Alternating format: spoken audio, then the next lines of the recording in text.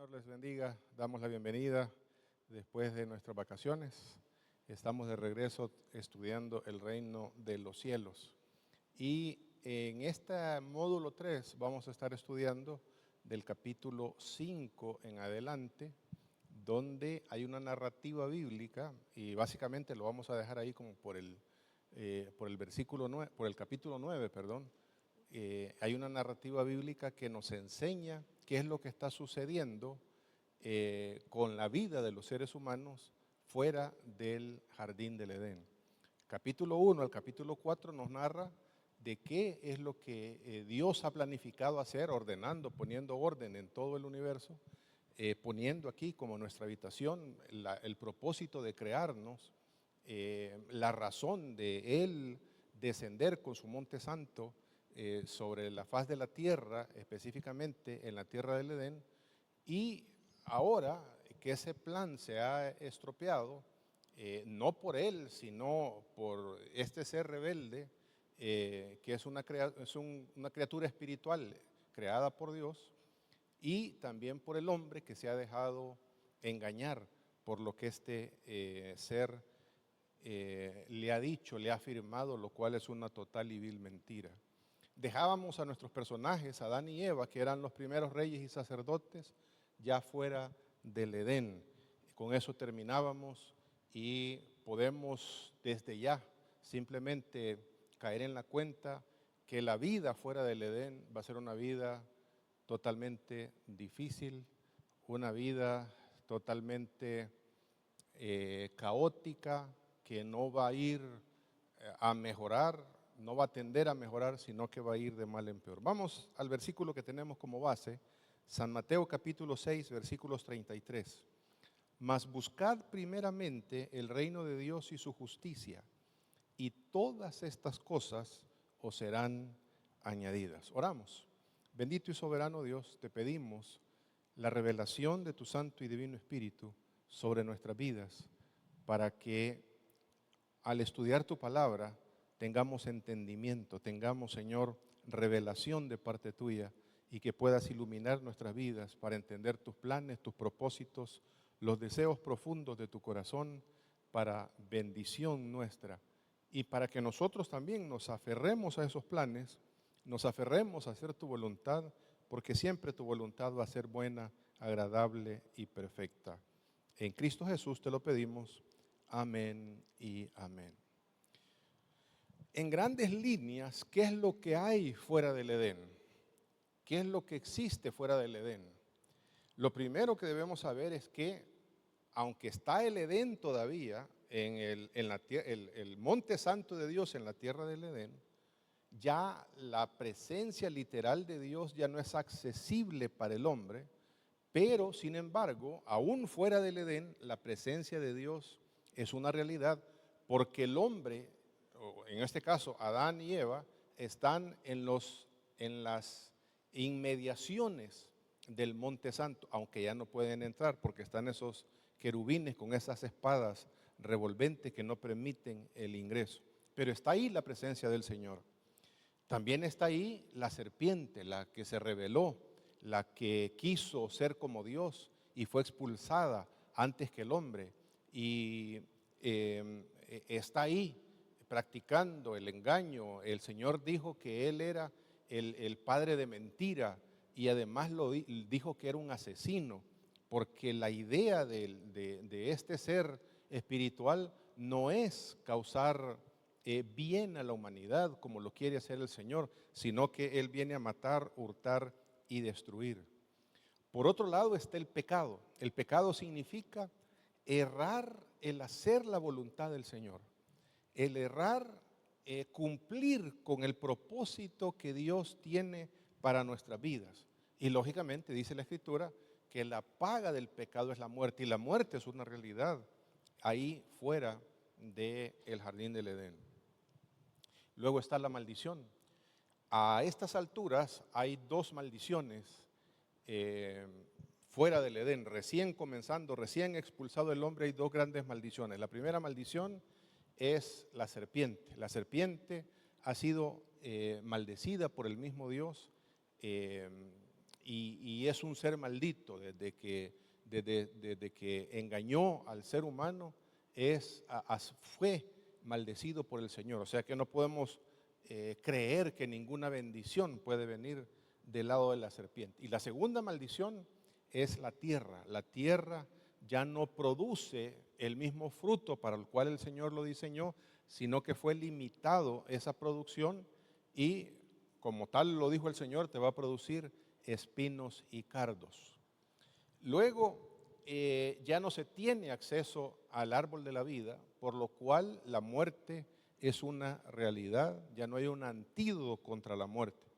Y por otro lado, y ese dato es sumamente importante, porque esta va a ser la narrativa bíblica que nos va a enseñar que hay dos líneas de familias en cuanto a la descendencia de los seres humanos. Una de esas líneas tiene que ver con la simiente que viene de la mujer, en otras palabras, la simiente que viene a hacer la voluntad de Dios y la simiente que viene de la serpiente, no necesariamente que la serpiente tiene que engendrar a ese tipo de personas, pero que hacen exactamente lo opuesto a lo que es la voluntad de Dios. Y va a existir esa enemistad el uno con el otro. Vamos a tomar como base el Génesis capítulo 4, versículos del 1 al 2. Ya hoy estamos hablando fuera del Edén. Conoció Adán a su mujer, esto es, tuvieron relaciones de intimidad, la cual concibió y dio a luz a Caín. Y ahí el hebreo Caín suena con la raíz caná, que significa adquirir. En otras palabras, Eva le da gracias a Dios y vamos a ver la importancia que tiene el que haya adquirido varón. Y dijo, por voluntad de Jehová he adquirido varón. Después dio a luz a su hermano Abel, y Abel fue pastor de ovejas, y Caín fue labrador de la tierra. Déjenme decirles más o menos lo que está sucediendo, simplemente con estas pocas palabras, lo que nos está queriendo dar a entender el narrador bíblico, el Espíritu Santo, que es lo que nos está diciendo.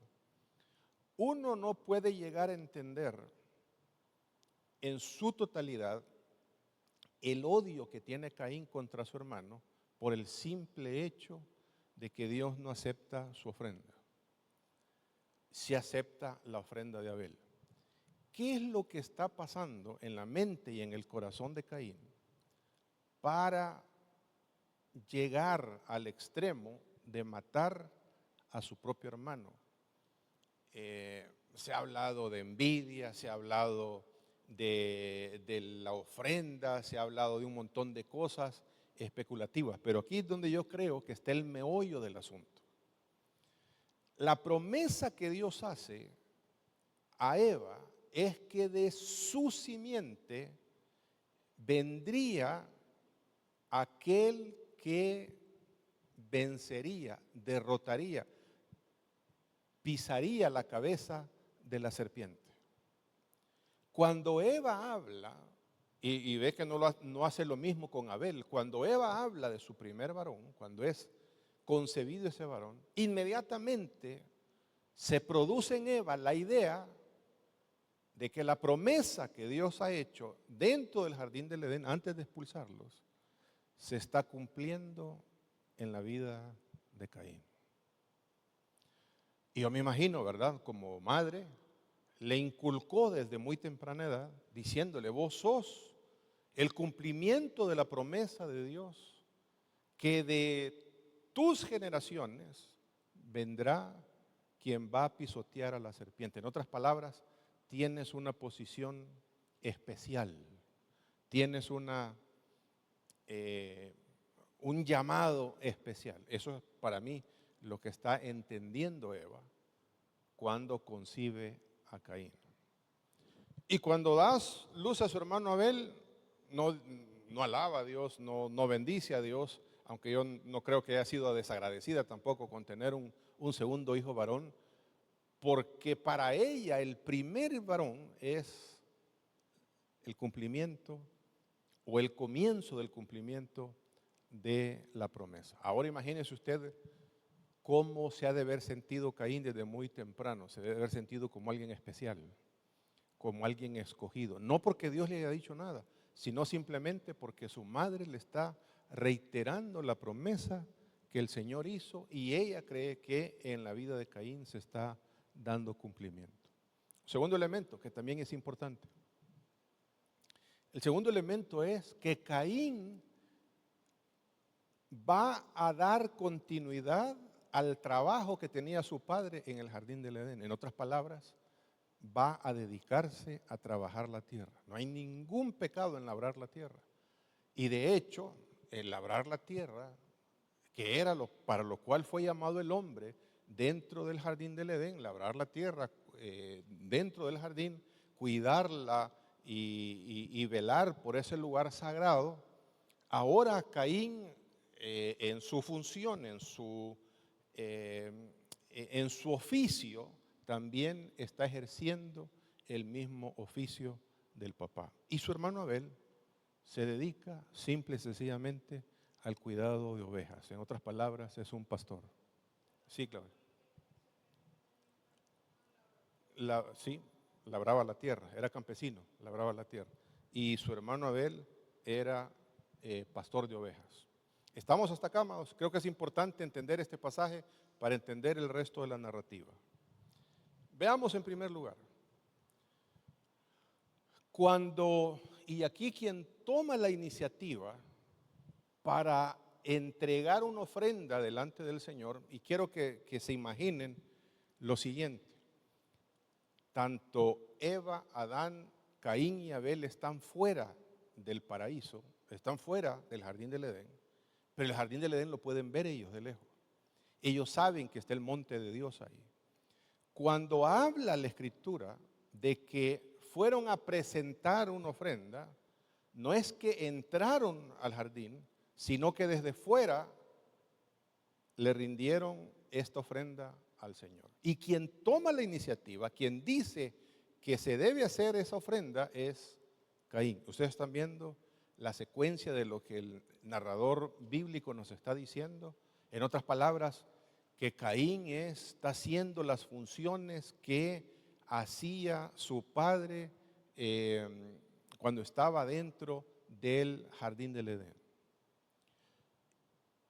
Y todos sabemos que la ofrenda de Caín fue rechazada y la ofrenda de Abel fue recibida. Y dice la Escritura: y aconteció, andando el tiempo, que Caín trajo del fruto de la tierra una ofrenda a Jehová. Ese era su trabajo. La tierra lo que produce son frutos de la tierra, verduras, frutas, y eso le llevó al Señor. Y Abel trajo también de los primogénitos de sus ovejas, de lo más gordo de ellas, y miró Jehová con agrado a Abel y a su ofrenda, pero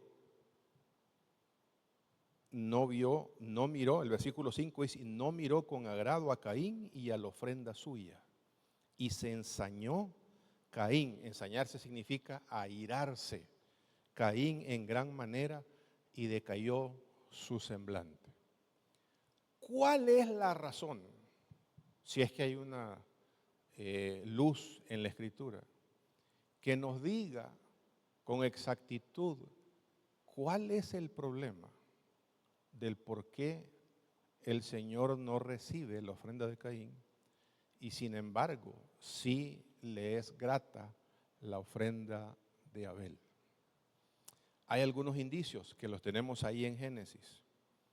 Dice el versículo 3 que la ofrenda que presenta Caín es una ofrenda nada especial, simplemente es una ofrenda del fruto que le lleva. ¿Qué tipo de fruto es?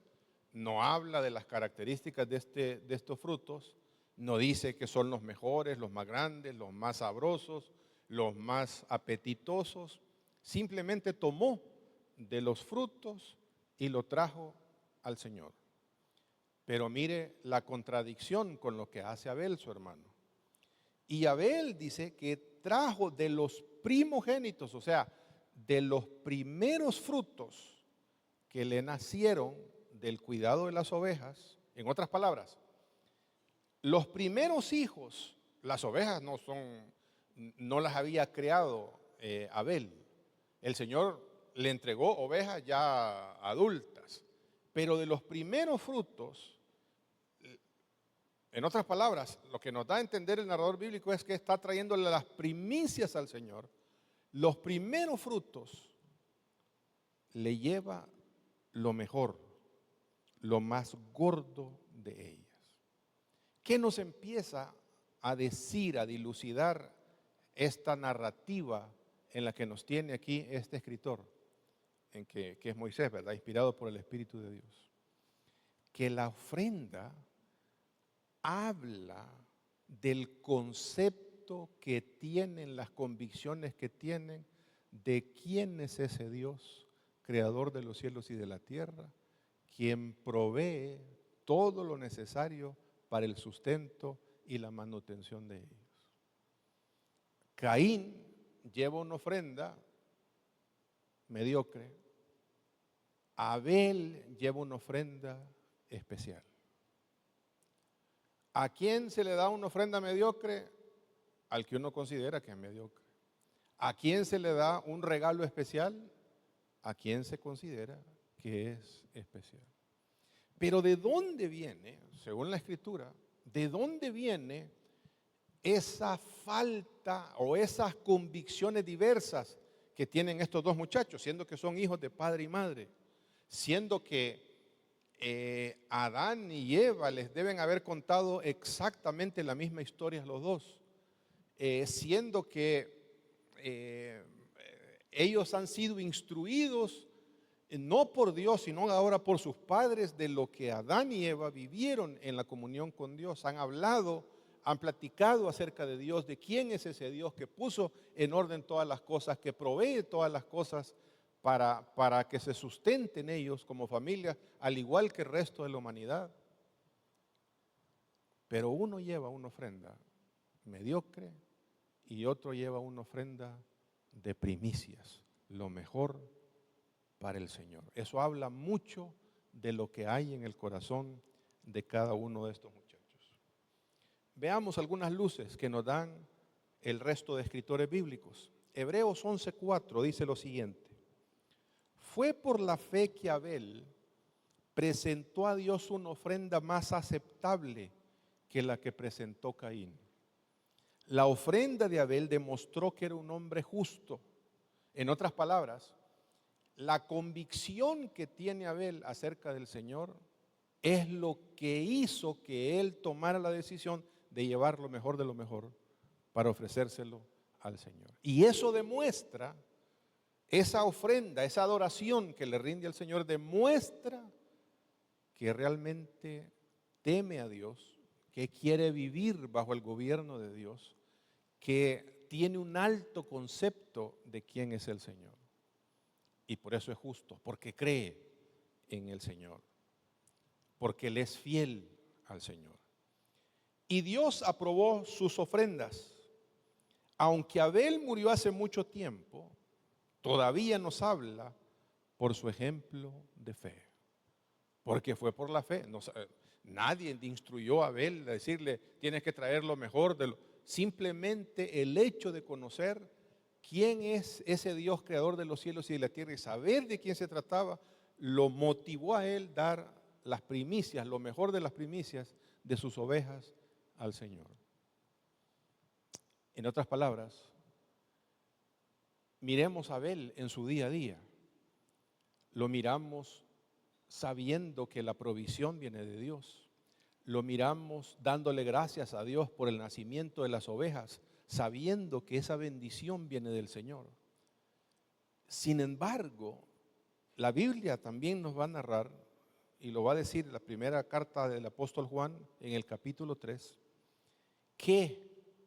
y pone como ejemplo a estos dos hermanos, ejemplo de lo que se debe hacer, de cómo se debe vivir la vida cristiana y cómo no se debe vivir la vida cristiana, mucho menos por aquellos que son falsos maestros, que ese es el propósito de la carta, hablar de aquellos que son falsos cristianos.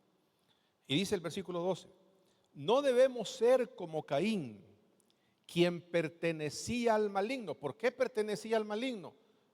Hay un montón de conspiraciones y ustedes van a escuchar cualquier tipo de tonteras en las redes sociales, de maestros falsos diciendo que Caín fue engendrado por Satanás. No hay ninguna evidencia en las Escrituras.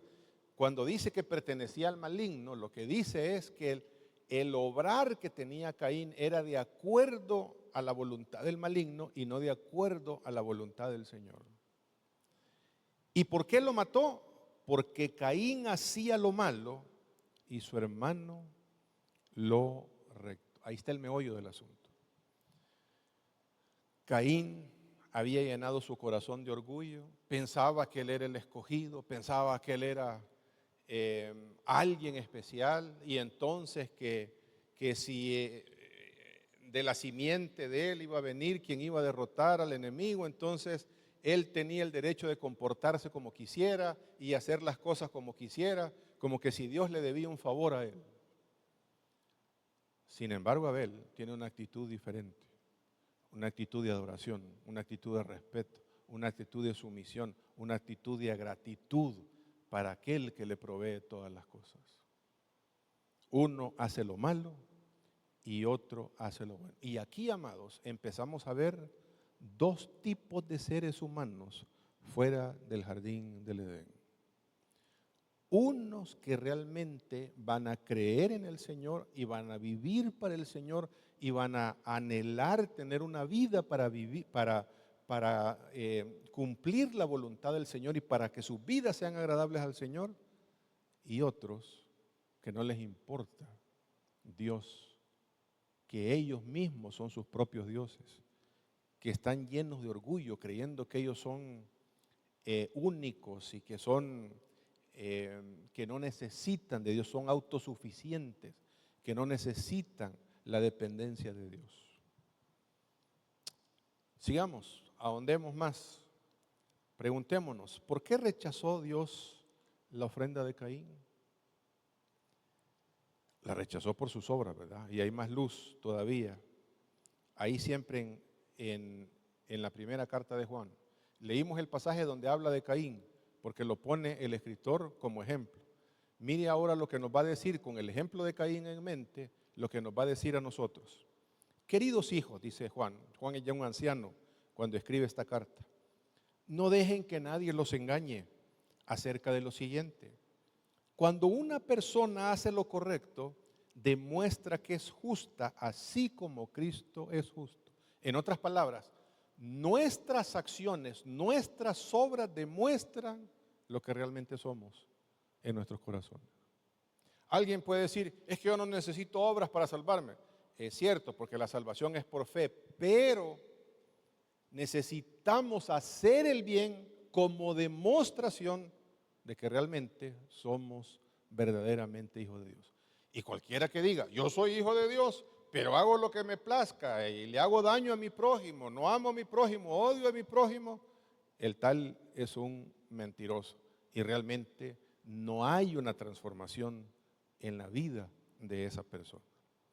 Cuando una persona hace lo correcto, demuestra que es justa, así como Cristo es justo. Sin embargo, cuando alguien sigue pecando, demuestra que pertenece al diablo. Están comprendiendo las dos corrientes, los dos tipos de seres humanos que pueden existir sobre la faz de la tierra. El cual peca desde el principio, pero el Hijo de Dios vino para destruir las obras del diablo. Y sigue diciendo en la narrativa, versículo 9, los que han nacido en la familia de Dios no se caracterizan por practicar el pecado, no se embelezan en el pecado como una manera de vivir, sino, no quiere decir que no vayamos a pecar, pero un hijo de Dios puede pecar, pero el Espíritu Santo le redarguye para regresar nuevamente al carril, nuevamente al camino del Señor. Por lo tanto, dice, podemos identificar quiénes son hijos de Dios y quiénes son hijos del diablo. Está empezando a ver, a partir de Caín está esto, y apliquémoslo nosotros a nuestras familias. ¿Somos una familia de reino o somos una familia de las tinieblas? Y no hay puntos intermedios. El que no es conmigo, dice el Señor, está en contra de mí. No hay puntos intermedios en la narrativa bíblica de lo que vamos a estar estudiando esta noche. O somos hijos del maligno como Caín, o somos justos como Abel, porque conocemos al Señor. No hay términos medios. Por lo tanto, podemos identificar quiénes son hijos de Dios y quiénes son hijos del diablo. Todo el que no se conduce con rectitud y no ama a los creyentes no pertenecen a Dios. El no amar a nuestros hermanos inmediatamente nos pone en la categoría de ser hijos del maligno. El que nos cause placer el ver el daño ajeno, solo porque nos hicieron daño a nosotros y creemos que es una retribución, el burlarnos del mal ajeno, el deleitarnos en el mal ajeno o el procurar hacer el mal ajeno, nos pone exactamente en la categoría de los hijos del maligno y no en la categoría de los hijos de Dios. Porque aquellos que son hijos de Dios, dice Juan, aman a sus hermanos, aman a su prójimo, aman a las personas porque son imagen y semejanza de Dios. Y va a terminar rematando con el versículo 11. Este es el mensaje que ustedes han oído desde el principio, que nos amemos unos a los otros. Amados, este asunto no se trata de religión, no se trata de cómo nos vestimos, aunque hay que vestirse decentemente, no se trata de qué día guardamos, aunque hay que venir a la casa de Dios el domingo, no se trata de regulaciones y normas de hombre, se trata de demostrar el amor de Dios a nuestros semejantes. Ahí nos constituimos verdaderamente en hijos de nuestro Dios. ¿Por qué no aceptó entonces el Señor la ofrenda de Abel? Porque era hijo del maligno, porque le encantaba hacer lo malo, porque no era un hombre recto. ¿Por qué aceptó la ofrenda de Abel? Rechazó la de Caín y aceptó la de Abel, porque Abel era justo, porque Abel sabía quién era el Señor, porque Abel era agradecido con el Señor, porque lo demostraba trayéndole lo mejor al Padre Celestial. Amén. Sigamos. La ira de Caín contra su hermano. La única explicación, amados, que se puede dar es que Caín creía que él era el escogido y Dios no lo había escogido. Simplemente quizás por la influencia de su madre se había dejado llevar y ahora le pregunta el Señor, ¿verdad? Después de que el Señor no vio con buenos ojos la ofrenda de Caín y le dice, ¿por qué te has ensañado? Ensañado es airado. ¿Y contra quién se había llenado de odio el corazón de Caín? Se había llenado de ira el corazón de Caín contra su hermano. Contra su hermano. Mire, aquí hay una característica de los Caínes modernos. Los Caínes modernos nunca el problema van a ser ellos. Siempre van a ser los demás. Es mi prójimo el que me causó que yo hiciera tal cosa. Y yo me autojustifico señalando la vida de la otra persona. Podía rectificar Caín y decir, mira Abel, ¿y qué es lo que haces de manera diferente? ¿Por qué si agradas tú a Dios y yo no lo estoy agradando? Y Abel probablemente le hubiera podido instruir a su hermano para que cambiara su manera de ser, su manera de comportarse, su manera de ver al Señor y realmente hiciera un giro en su vida para poder tener una vida agradable al Señor. ¿Ustedes creen que el Señor lo hubiera perdonado? ¿Ustedes creen que el Señor lo hubiera recibido? ¿O acaso estaba ya predestinado Caín para semejante cosa? De ninguna manera. Es la iniciativa de Caín, el actuar con un corazón malo, el que hace que se ensañe, que se llene de ira su corazón en contra de su hermano. ¿Y qué culpa tiene su hermano de que el Señor le haya rechazado a él la ofrenda. No tiene absolutamente nada. No es una competencia de que los dos trabajamos en lo mismo. Yo le llevo unos frutos y yo le llevo otros frutos. Estos frutos sí son agradables. No, son dos líneas de trabajo diferentes. Uno es agricultor, el otro es ganadero. Pero tienen una manera de vivir diferente el uno del otro. La palabra de advertencia, amados. Dios en su inmensa misericordia, antes de que cometa la tontería de matar a su hermano, Dios le advierte y le dice lo siguiente. Y este es un mensaje para nosotros también. Serás aceptado, le dice, y le está diciendo el Señor, serás aceptado si haces lo correcto, si haces el bien, si tus obras son buenas, vas a ser aceptado. En otras palabras, ¿qué es lo que le está diciendo Dios? Yo te estoy rechazando, ni siquiera por la ofrenda que me estás trayendo, te estoy rechazando porque tus obras son malas. Te estoy rechazando por cómo querés hacer las cosas. Y no sabemos mayores detalles de la vida de Caín, ¿verdad? Pero usted se imagina, si con su propio hermano fue capaz de matarlo, ¿qué iba a hacer con otro ser humano? Era capaz de cualquier cosa, de burlarse, de robarle, de extorsionarlo, de defraudarlo. Si a su propia sangre no respetó, cuánto más a alguien que fuera ajeno a su sangre. Serás aceptado, le dice el Señor, si haces lo correcto.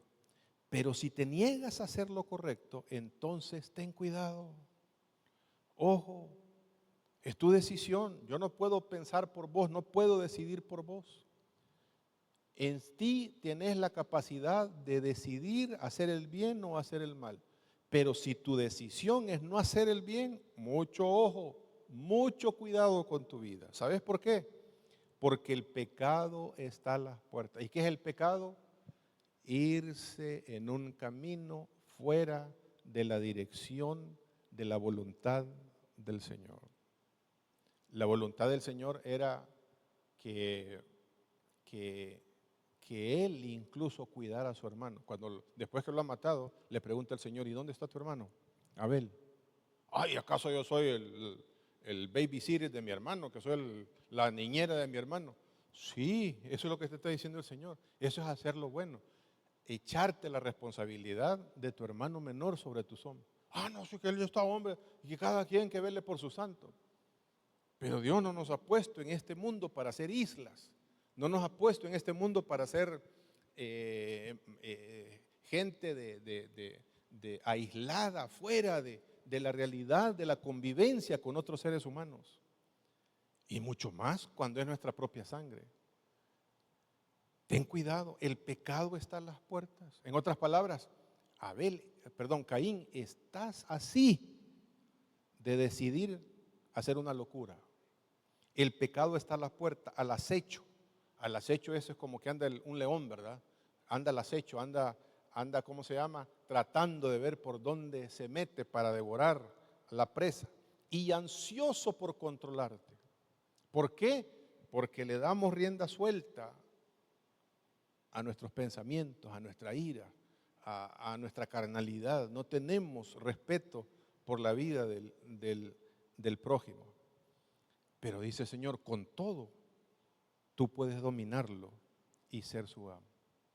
Incluso si decides no hacer el bien, si te decidís por hacer el mal, tú tenés la capacidad de decirle que no, hacerle daño a tu prójimo. Tú tienes esa capacidad. Tú tienes la capacidad de aplacar la ira que tienes, de aplacar el odio con el que has llenado tu corazón en contra de tu hermano. ¿Y qué creen que hizo Abel? ¿Le hizo caso al Señor? Para nada. Y miremos el primer asesinato registrado en la Escritura. Y dijo Caín a su hermano Abel, ya desde aquí está engañando a su hermano Abel, porque la finalidad de él es matarlo. Y no le dijo, vení, te voy a matar, sino que le dijo, salgamos al campo. En otras palabras, se lo llevó fuera del ganado, fuera de los campos a donde pastaban las ovejas de Abel, y se lo llevó a su propio territorio, donde él tenía confianza, donde él se sentía que tenía la privacidad y la confianza suficiente para hacer lo que iba a hacer.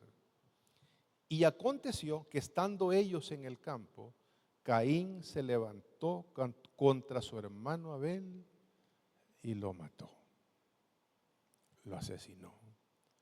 Dejó crecer tanto su odio, crecer tanto su ira, que él vio como una posible solución a esto, matar a su propio hermano. Amados, si queremos ser realmente familias de reino, necesitamos practicar en el seno de nuestra propia familia el amor a nuestro prójimo. En que alguien de la familia nos va a hacer daño, pero no debemos pagar mal con mal. Si alguien nos causa que nos airemos, nuestra responsabilidad es, dice la Escritura, no permitan que el sol se ponga sobre vuestras cabezas. Eso quiere decir, no dejen pasar el día sin desechar todo ese veneno que les está llegando a sus corazones. Pónganse en paz, entren en comunión unos con nosotros, dejen de darle rienda suelta a los pensamientos malos, porque en todo eso, amados, usted tiene que ver la mano del maligno detrás de todo esto. Aunque no diga que Satanás influyó en la vida de Caín, está el maligno influenciando la vida de Caín, endulzándolo. Ese es el acecho, ese es el pecado que acecha a la vida de Caín, que no lo dejó en paz hasta llegar a cometer el crimen de matar a su propio hermano. Ahora vienen las consecuencias del pecado de Caín. Y le dice el Señor, ahora pues, maldito seas tú de la tierra. Mire que no le está maldiciendo el Señor a Caín. Lo que está maldiciendo el Señor es el trabajo de Caín a la hora de labrar la tierra. ¿A qué lo está condenando el Señor? Y se los leo. Ahora pues, maldito seas tú de la tierra que abrió su boca para recibir de tu mano la sangre de tu hermano. Cuando laves la tierra, no te volverá a dar su fuerza. Errante y extranjero serás en la tierra. En otras palabras, vas a tener una vida nómada. Porque para alimentarte vas a sembrar, vas a cosechar, pero la tierra no, cuando la vuelvas a sembrar, no te va a dar las mismas fuerzas que te dio al principio. Y entonces vas a ir errante por todos lados. El hambre te va a llevar de un lugar a otro, de un lugar a otro, de un lugar a otro, porque la sangre que absorbió, la tierra que absorbió la sangre de tu hermano, me reclama que le haga justicia. No puede quedar tu pecado así sin castigo. Te tengo que hacer justicia. ¿Y fue lo único? No. Y dice la Escritura que salió pues Caín de delante de Jehová y habitó en la tierra de Nod al oriente del Edén. En otras palabras, Adán y Eva fueron expulsados del jardín del Edén, pero quedaron en los alrededores de la tierra del Edén. Y ahora Caín, que ha cometido semejante fechoría, es expulsado por Dios para estar lejos de su presencia. En otras palabras, lejos de la tierra del Edén. ¿Y hacia dónde van todos aquellos que pecan, que se alejan de la presencia del Señor? Hacia el oriente. Por eso las puertas del tabernáculo están hacia el oriente, para que todos los que hemos estado lejos de Dios tengamos la oportunidad de regresar por lo que Cristo Jesús ha hecho en la cruz del Calvario. Siempre que vean ustedes en la Escritura, especialmente en el Antiguo Testamento, en Génesis, Éxodo, camino hacia el oriente significa caminar lejos de la presencia del Señor. Y aquí comenzamos, amados, a ver una total decadencia humana.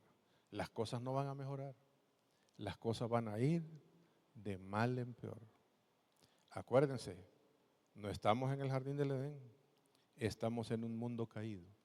Y en un mundo caído hay dos tipos de seres humanos: los que adoran a Dios, los que viven para agradar a Dios, y los que viven para sus propios placeres, para sus propios propósitos, para sus propias vidas. Viven vidas egoístas, vidas de orgullo, el servirse con la cuchara más grande, sin importarle el resto de los seres humanos. Y mire la decadencia, y la decadencia nos la va a decir el Señor a través de la genealogía de Caín, de los descendientes de Caín. Y conoció Caín a su mujer, la cual concibió y dio a luz a Enoc, y edificó una ciudad, y llamó el nombre de la ciudad del nombre del hijo de su hijo Enoc. ¿Qué es lo que está pasando? ¿Por qué el detalle de hacer esa ciudad? Porque lo que está dando a entendernos la Escritura es que Caín le está dando riendas sueltas a su orgullo. ¿Por qué ponerle el nombre de uno a algo, especialmente cuando se trata de una ciudad? Para perpetuar su propio nombre en eso. Así pasen las generaciones vengan, van a recordar mi nombre por el nombre que le puse a esa ciudad o a cualquier edificación, ¿verdad? Un edificio o lo que fuera. Si hay algo que va a caracterizar la vida de una familia, porque estos son genealogías, y las genealogías se van reproduciendo, y las cosas van de mal en peor. Estos empiezan que son borrachones, después las siguientes generaciones son borrachos y también drogadictos, y resulta que después de drogadictos, estos son, ¿cómo se llama?, que andan perdidos ahí en la calle, mendigando, y la cosa va como de mal en peor, y eso es justamente lo que va a suceder en la vida de Caín. Y miremoslo. Uno de los descendientes de Caín es Lamec, y dice el versículo 19, y Lamec tomó para sí 2 mujeres. Aquí ya está rompiendo el diseño de Dios para la familia. Este dato es importante. Tomó 2 mujeres, no es ese el plan de Dios, no es ese el propósito de Dios, no es ese el diseño de Dios para la familia. Y el nombre de una fue Ada y la otra fue Sila. Y sigue la decadencia. Cierto día, Lamec dijo a sus esposas, Ada y Sila: oigan mi voz, escúchenme, esposas de Lamec. Maté a un hombre que me atacó. Ya aquí viene la raíz de su padre, matando, y aquí el texto bíblico es más claro, en la Nueva Traducción Viviente dice que no mató a uno, sino que mató a 2. Maté a un hombre que me atacó, a un joven que me hirió. Un hombre y un joven, son 2 personajes diferentes. Si se castiga 7 veces a quien mate a Caín, porque el Señor le había puesto una señal para que nadie lo tocase, y va a ser 7 veces castigado más severamente que Caín, cualquiera que tocara a Caín. Entonces él está retomando eso que dijo el Señor. Si se castiga 7 veces a quien mate a Caín, el que me mate a mí será castigado 77 veces. ¿Sabe de dónde sale la frase perdonarás a tu hermano 70 veces 7? De Lamec. Nada más que Lamec lo está diciendo de una manera con una connotación negativa, porque lo que está diciendo es: se lo va a llevar Judas, aquel que me toque a mí, más que el que toque a ¿cómo se llama?, la vida de Caín. Pero el Señor revierte en su reino ese 70 veces 7. Cuando Pedro dice: ¿cuántas veces vamos a perdonar a mi hermano? ¿Hasta 7 veces? No, le dice el Señor, hasta 70 veces 7. En otras palabras, está revirtiendo el pensamiento que tienen los seres humanos, la sed de venganza, de que la venganza sea peor que el daño causado. Y el Señor dice lo contrario, que no debemos pagar el mal haciendo más mal, sino haciendo el bien. Amén. Pero en toda esta narrativa hay una luz de esperanza. Apréndase esto, amados. Apréndase esto. En toda la narrativa bíblica, por más caótico que los profetas nos planteen, los escritores bíblicos nos digan que la cosa va mal, que se está degenerando la humanidad, que se están idolatrizando, que hay otros dioses de por medio que se están matándonos, por más caótico que parezca el asunto, siempre de los siempre hay un remanente que le permanece fiel al Señor. Elías pensaba que él era el único de los profetas que había quedado y él se creía que era el evangelio andando. Y cuando Jezabel lo mandó a decir que lo iba a matar, se fue huyendo y se fue a meter a una cueva. Y el Señor lo tiene que llamar de la cueva. Y le dice: Elías, ¿y qué haces en la cueva? Es que yo tengo un gran celo porque solo yo he quedado. No hay más profetas, aquí no hay más gente que adore tu nombre. Si me muero yo, se muere el evangelio. Y le dice el Señor: no. Yo me he reservado, remanente, yo me he reservado 7,000 hombres, lógicamente con sus familias, que no han doblado sus rodillas a Baal. Amén, amados. Déjeme decirle una cosa. Muchas veces nosotros agarramos de excusas la maldad de los demás. Es que mire la iglesia tal, mire el pastor tal y mire fulano de tal. Entonces como que si la cosa se está degenerando, yo tengo permiso para hacer lo malo. Para nada. Siempre Dios mantiene un remanente sin importar cuál sea la degeneración que está teniendo una generación. Siempre. Y aquí vamos a ver esa luz de esperanza. Génesis 4, 25 a 26.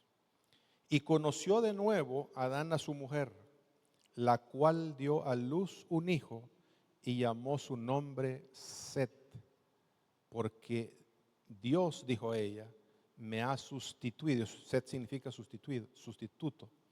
Otro hijo en lugar de Abel, a quien mató Caín. Ven ahora la importancia que le está dando Eva al tercer hijo, y que ya en su corazón y en su mente ha descartado a Caín como la simiente, el cumplimiento de la promesa de la simiente que el Señor había dado en el jardín del Edén. Y a Set también le nació un hijo y llamó su nombre Enós. Y se necesitó este tercer hijo y el hijo de Set para que pasara lo siguiente. Entonces los hombres comenzaron a invocar el nombre de Jehová. La línea de Caín es una familia de las tinieblas, pero de la línea de Set se está formando una familia de reino, una familia de bendición, una familia que vive para hacer la voluntad del Señor. Amados, y lo que vamos a ver de aquí en adelante, en las dos genealogías, en la de Caín y en la de Set, es que Set es la línea genealógica de donde vendría el Mesías prometido. La línea genealógica mesiánica. Génesis 3:15. Y pondré enemistad entre ti y la mujer, entre tu simiente y la simiente suya. Esta te herirá en la cabeza y tú le herirás en el calcañar. En otras palabras, Caín y sus descendientes son hijos del maligno por lo que hacen. Set y sus descendientes son hijos del reino porque viven para Dios, porque viven bajo el temor de Dios, porque viven para agradar a nuestro Señor. Génesis 5, 6 al 10. Vivió Set 105 años y engendró a Enós, y vivió Set después que engendró a Enós 807 años y engendró hijos e hijas. Y fueron todos los hijos de Set 912 años. Y así empieza una línea genealógica para decirnos lo siguiente: de toda esta línea, Adán, Set, Enos, Cainán, Mahalael, Jared, Enoc, que fue el séptimo después de Adán, el cual el Señor se lo llevó sin ver la muerte, porque fue trasladado al cielo. Matusalén, Lamec, Noé son gente que vive para Dios. Pero ojo, a ninguno de estos nos dice la Escritura que que Dios se reveló a Set, que Dios se reveló a Enos, que Dios se reveló a Cainán, que Dios se reveló a Mahalael, que Dios se reveló. ¿Qué da la continuidad de ser familias de reino? El testimonio de la generación anterior. No se olvide, amados, tenemos una gran responsabilidad de modelar una vida para agradar a Dios con nuestro testimonio. Nuestro testimonio en nuestra casa es sumamente importante, porque nuestros hijos no van a hacer lo que nosotros decimos, van a hacer lo que nosotros hacemos. Y de esta línea, a pesar de que tienen la oportunidad de descarriarse como Caín y toda esa descendencia, esta línea de seres humanos conserva el respeto, el amor, la adoración, la invocación al Dios Todopoderoso. Y hablando de Enoc, que es séptimo desde Adán, y fueron todos los días de Enoc 365 años, y caminó pues Enoc con Dios y desapareció porque Dios se lo llevó, no vio la muerte. Y de estos también, dice Judas 14 y 15, de estos también profetizó Enoc, séptimo desde Adán, hablando de lo que sucedió en la generación del arca de Noé, diciendo: he aquí viene el Señor con sus santas decenas de millares para hacer juicio contra todos y dejar convictos a todos los impíos de todas sus obras impías que han hecho impíamente y de todas las cosas duras que los pecadores impíos han hablado en contra de él. En otras palabras, amados, Dios permite que se desarrolle la maldad, pero temporalmente. Él sabe cuándo ponerle punto final. Y lo que nos está llevando la narrativa bíblica es a decirnos: observen la familia de Caín, observen la familia de Set y vean las enormes diferencias que hay en estas dos familias. ¿A qué familia es la que termina salvando en el diluvio? A la familia de Noé. ¿Y quién es Noé? Descendiente de Set. Amén. En otras palabras, amados, nosotros decidimos qué queremos ser: familias de reino o familia de las tinieblas. Familias de reino no es un título, no es una asistencia simplemente a la iglesia, no es estar inscrito en un ministerio, no es andar de conferencia en conferencia. Ser familia de reino es una vida de todos los días viviendo bajo el temor de nuestro Señor y enseñándole a las siguientes generaciones a vivir de igual manera, porque ahí está la bendición del Dios Todopoderoso. ¿Preguntas? Tenemos 2 minutitos. ¿Preguntas?